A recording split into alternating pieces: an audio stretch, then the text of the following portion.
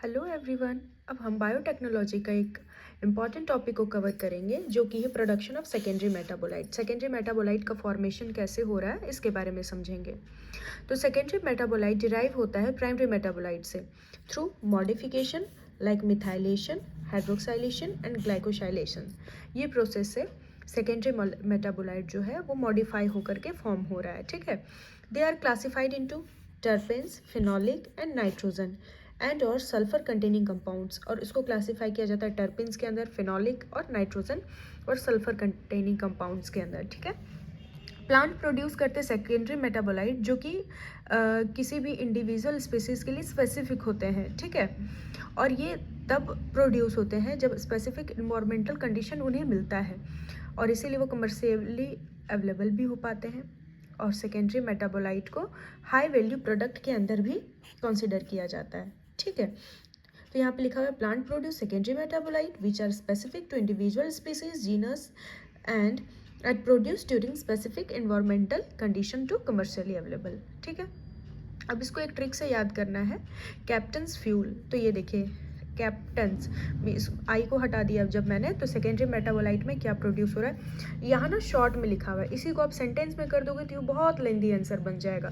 तो अगर लॉन्ग में आएगा तो आपको उसको सेंटेंस में ऐड कर देना है। जैसे सी, कैप्टन का सी फॉर कैरेटिनॉइड्स जो कि कैरेट में पाया जाता है, ए फॉर एल्केनॉइड्स जो कि कॉफ़ी और टबैको या फिर पॉपी में पाया जाता है, फिनोलिक्स टी और रेड वाइन में, टर्पिन्स मिंट में, एल्डिहाइड्स वैनिलीन में जो वैनिला हम लोग कहते हैं, वैनिला जो यूज़ किया जाता है, एन फॉर नाइट्रोजनस कंपाउंड जो कि क्लेवर में और सोयाबीन में पाया जाता है। ठीक है, एफ फॉर फ्लेवोनॉइड्स जो कि फ्रूट्स में पाए जाएंगे, यू फॉर यूटैनिन्स जो कि टी लीव्स में पाए जाएंगे, ई फॉर एसेंशियल ऑयल जो कि यूकेलिप्टस में पाए जाएंगे और एल फॉर लिग्निन जो कि हार्डवुड में पाए जाते हैं।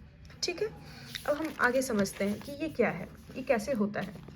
देखिए, पहले एक्स प्लांट को लिया गया, प्लांट के पार्ट को लिया गया, यहाँ पर एगर मीडियम में डाला गया। एगर आपको पता होगा, एगर मीडियम कैलस कल्चर में बहुत इंपॉर्टेंट रोल प्ले करता है किसी भी कल्चर को करने में।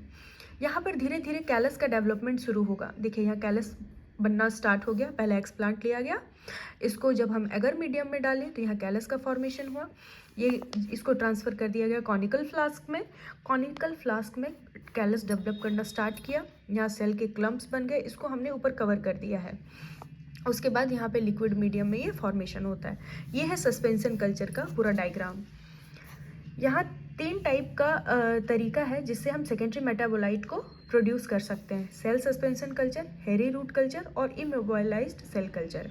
हेरी रूट कल्चर भी हमारे लिए, हमारे एग्जाम के लिए बहुत इंपॉर्टेंट है, इसको मैं नेक्स्ट वीडियो में कवर करूँगी। तो पहले सेकेंडरी मेटाबोलाइट समझ लेते हैं। तो सेल सस्पेंशन कल्चर जो है ये ऐसा टेक्निक है जो हेल्प करता है किसी भी सिंगल प्लांट को ग्रो कराने में और या फिर स्मॉल सेल क्लम्प को ग्रो कराने में। और जब वो किसी भी लिक्विड को एजिटेट किया जाता है, मतलब बहुत ज़्यादा घुलाया जाता है न्यूट्रिएंट मीडियम में, तो वो फॉर्म करता है। Cell suspension culture is also called as the plant cell culture, is a system for production of fine chemicals. ठीक है, सेल सस्पेंशन कल्चर को हम लोग प्लांट सेल कल्चर भी कहते हैं। तो ये शॉर्ट में था, अगर शॉर्ट में आंसर आता है सेकेंडरी मेटाबोलाइट का तो उसको हम लोग लिखेंगे। अब देखिए, जैसे इसी के अंदर सेकेंडरी मेटाबोलाइट के अंदर ही सेल सस्पेंशन कल्चर है, हेरी रूट कल्चर है, इमोबाइलाइज्ड सेल कल्चर है। तो हमने सेल सस्पेंशन कल्चर पढ़ लिया। अब मैं नेक्स्ट वीडियो में हेरी रूट कल्चर भी कंप्लीट कराऊंगी। ठीक है, उसके बाद इमोबाइलाइज्ड सेल कल्चर भी। Thank you so much, stay connected ताकि आप और भी चीज़ों को समझ सकें।